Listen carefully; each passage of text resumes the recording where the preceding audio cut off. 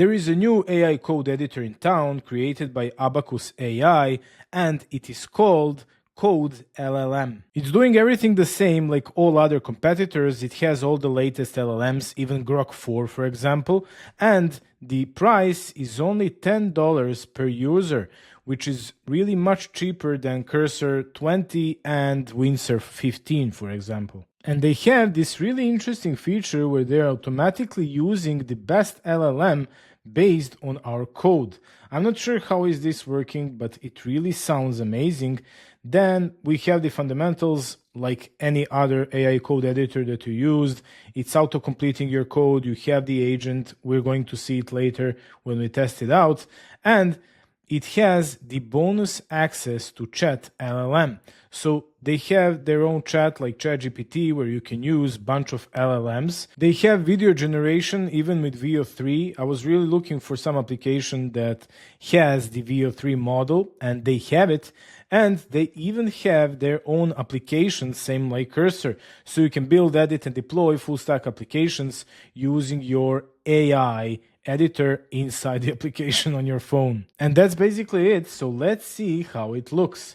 It's again another fork of VS Code. So I have here all my extensions, all my themes, everything is working exactly the same like in any other AI code editor. And as you can see here, we have our chat and we can pick agent or chat. And here we have all the LLMs. By default, it's Sonnet 4. So we have Sonnet 4 Thinking. We have some models from their own, which are free, like this Abacus AI Dracaris, for example. And they even have Grok 4. I was really surprised by that because Grok 4 is like I think released maybe 4 or 5 days ago. So they are really updating everything and they're trying to keep up with this modern way of life. So we can choose here Grok 4 and try to give here some task to our agent. So let's pick here agent, and we are just going to say, for example, here we are putting this showcase component inside of our context, and we are going to say implement couple more components from the 8-bit CN directory to showcase them.